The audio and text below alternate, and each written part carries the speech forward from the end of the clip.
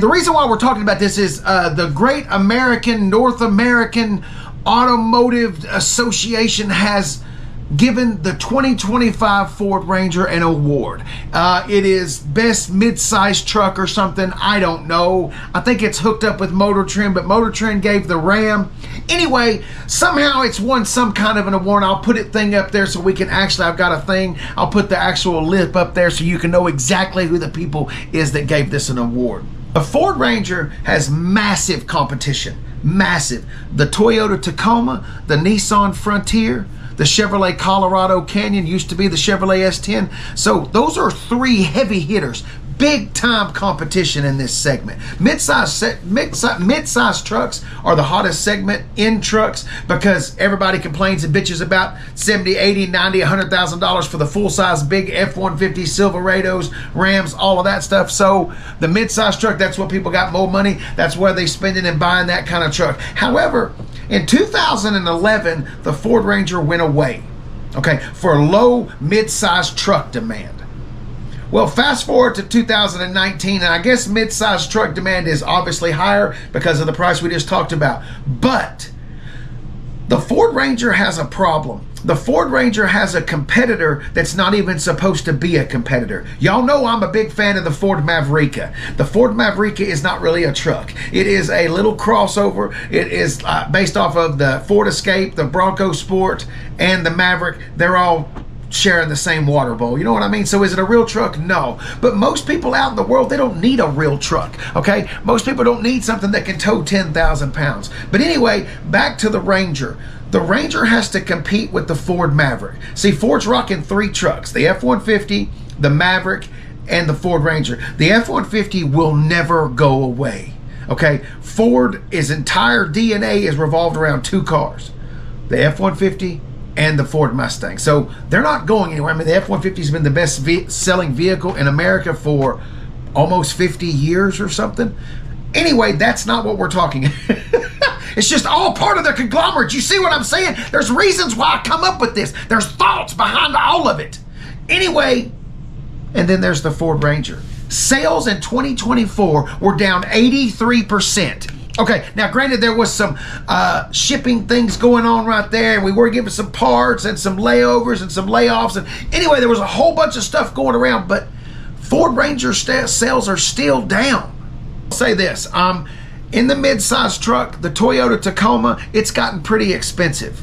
It's gotten very expensive, actually. The Nissan Frontier, it's still rocking, but it's not really up on the same level as this, and I'll tell you about that in just a second. Also, the Chevrolet Colorado and the Canyon, they are super awesome off-road. It ain't got the kind of power that the Ford Raptor has. The Ranger Raptor, it ain't even close. Let's get to engines. In the 2024 model year, you could get a 2.7. That's the base Mustang, or that's the base engine in the F-150s. That was the middle engine. So you could get the EcoBoost 2.7, or you could do the 2.3 Mustang engine. That engine is across the board in a whole bunch of stuff. The 2.3 that's Ford's go-to, it feels like. And then you could also do the Ranger Raptor and a 3-liter. Let me explain something to you about the Ranger Raptor. The Ranger Raptor is fantastic. It's about 58, 59, 60 grand brand new. You can pick them up all day long in the high 40s, low 50s.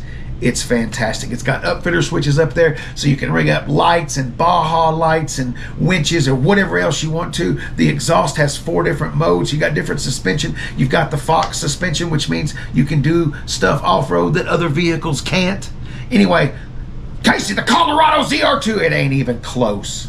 It might be able to hang with it off-road, but the power level with that 3-liter, that's the Exploder ST and the Bronco Raptor engine, about 400 plus horsepower and about 440 pound-feet of torque or something. All of them get a 10-speed automatic. There is one little problem with the Ranger.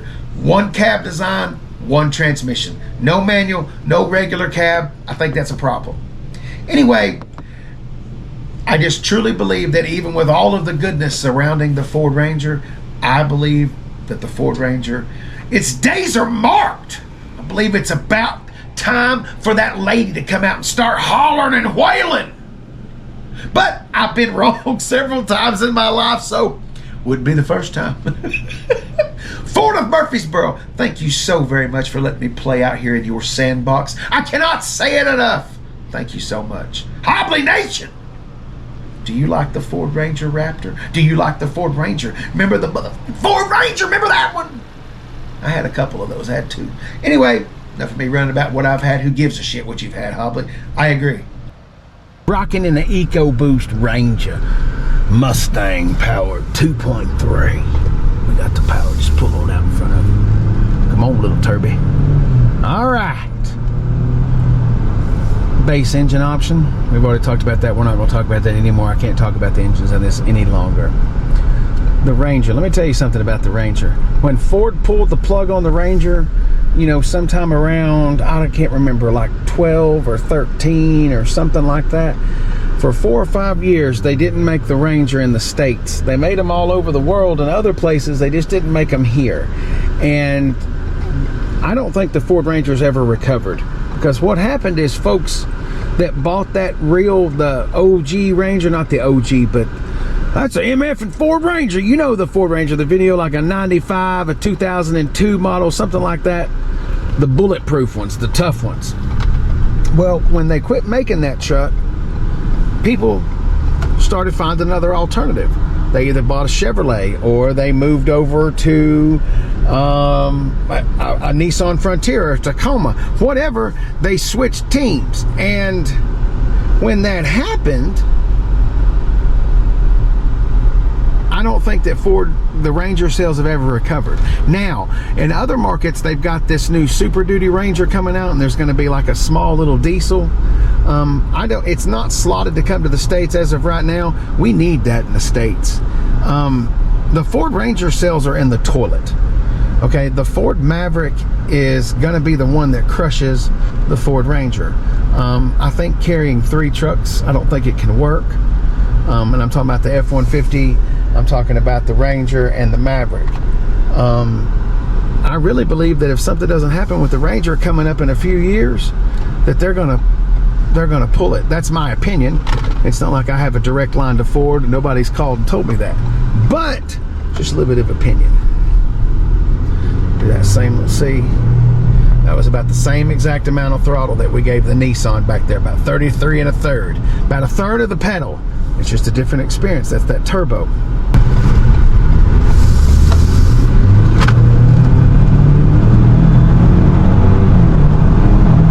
That was a snappy shift. Ranger Raptor's got. We got it in Baja exhaust mode. Let's go.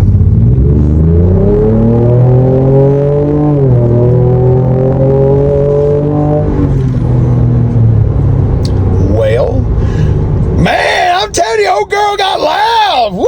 I like the exhaust. That was Baja mode. Woo.